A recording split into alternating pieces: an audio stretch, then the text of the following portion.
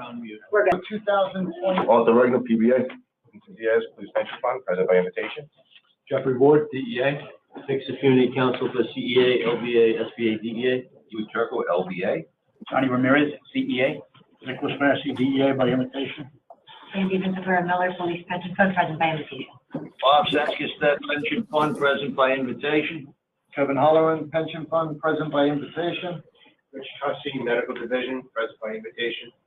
Trisha Lawler, present by invitation, medical division. Maria Lambert, Police Pension Fund, present by invitation. Nicole Jambrisi, Police Pension Fund, present by invitation. David Morris, PBA, present by invitation.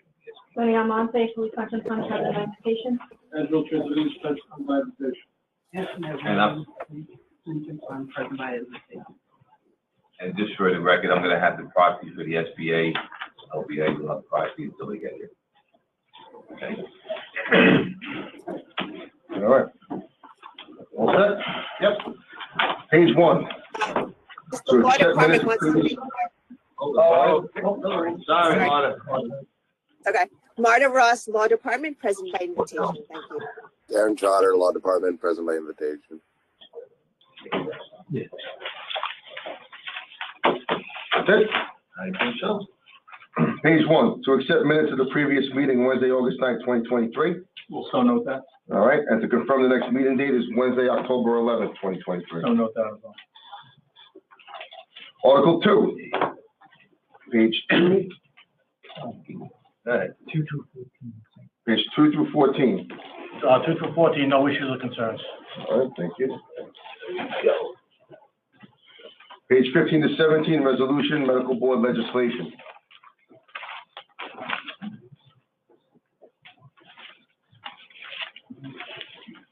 CBA tabled it last Yeah, time. we're gonna continue to table it. All right.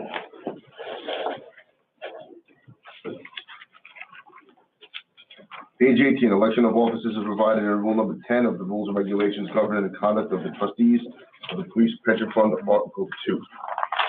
All right, the moment that you've all been waiting for. All right. As provided in Rule 10 of the Rules and Regulations governing conduct of the Article 2, election of PBA president.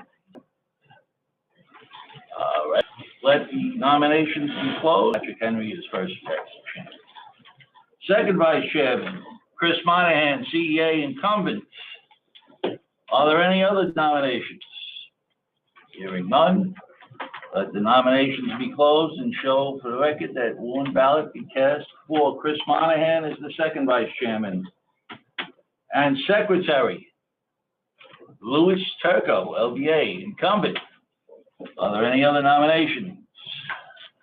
Oh, hearing none, let the nominations be closed and one vote be cast for Lou Turco. Gentlemen, thank you very much. Equity for Surviving Spouses Act, everything they care to add? Yes, hi, everybody. So this is an update for the board and for the new board members with regard to a legislative proposal called the Equity for Surviving Spouses Act, or ESSA. So by way of brief background, this proposal is coming out of the New York State Bar Association and specifically the Trust and Estates Committee. And the law department last year was alerted to this proposal via Spencer Fisher, who's a deputy chief of legal counsel, who is a member of the local governmental committee.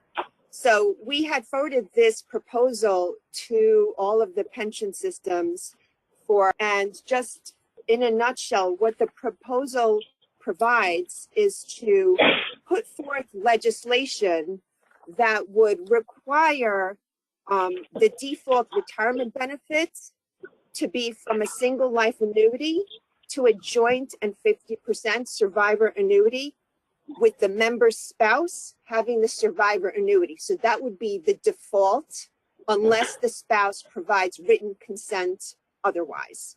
So basically it would require that the default retirement benefit be a joint and 50% survivor annuity unless the member spouse consents in writing to any reduction in this type of benefit. It also requires that at least 50% of the pre-retirement death benefit, which is generally a lump sum, be paid to the member spouse. So what happened last year is that after the Law Department presented this proposal to all the boards, the Police Pension Fund wrote a letter in opposition to this proposal in their letter, and then another letter was written on behalf, a joint letter on behalf of NYSERS, TRS, BERS, and FIRE in opposition to the proposal on a number of grounds. And if Nicole would like to speak to those grounds, then perhaps she can chime in after this presentation. The proposal last year did not go anywhere, but it is now back.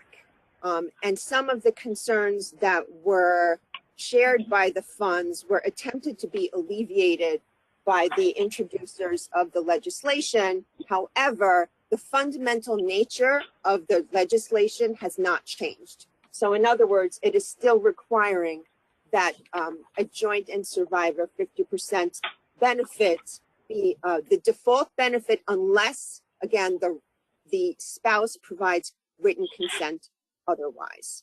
So given that the proposal is back, it is now in the local and state government law hands, and we are eliciting comments.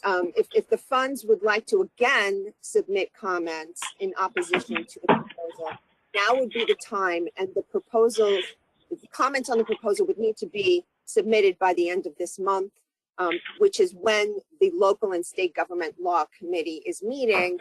So ideally, the comments should be provided to that committee, and they will then share them with the committee who is putting forth the legislation, which is the Trust and Estates Committee. So last year, as I mentioned, PPF submitted their own letter, and the other funds submitted a joint letter.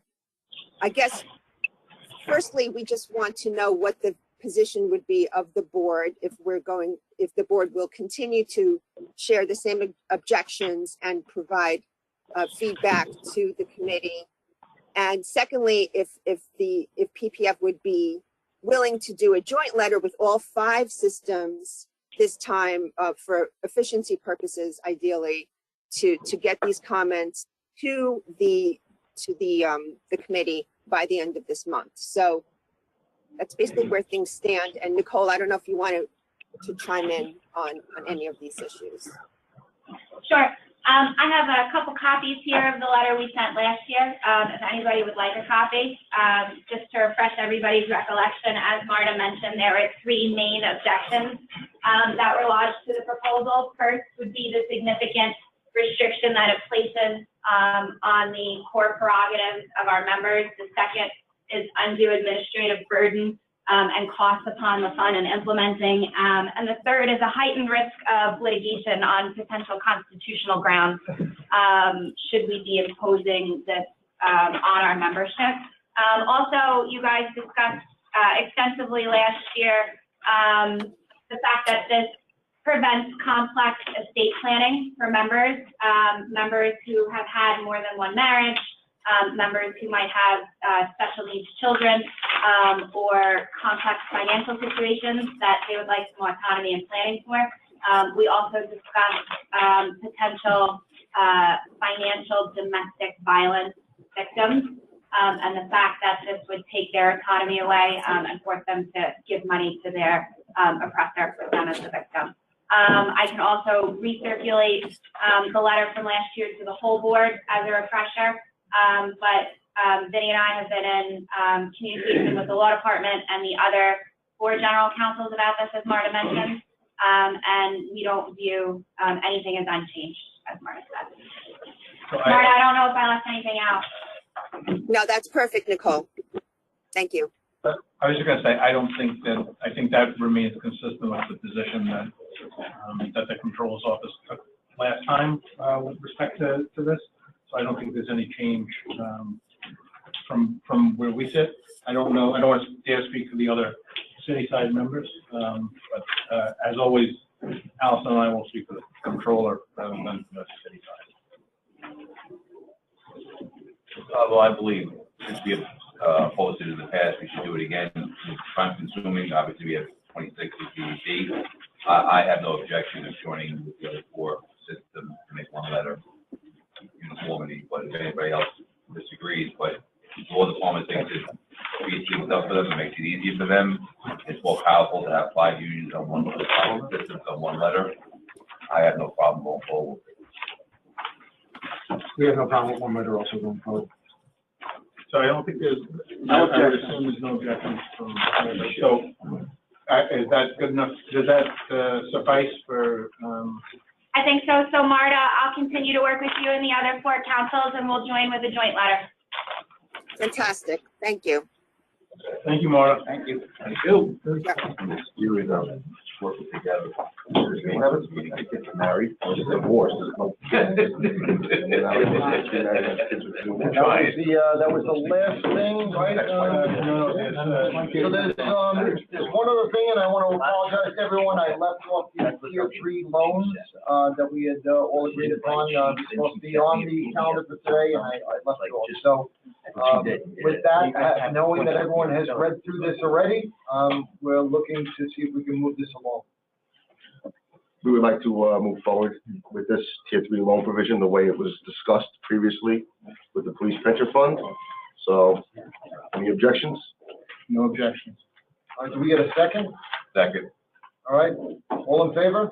Aye. Joe McConey never left anything off the He's gonna be upset. He's gonna be really upset he missed that. We might have to read that. Yeah, we have to do that all. We have to read that. That was off the record. Well, Senator, make a motion, we move out of public.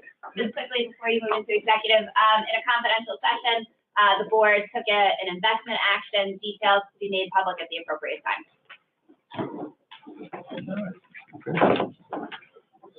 Make a motion, we move out of public into executive. Second. All right. Now, before we get started on the calendar,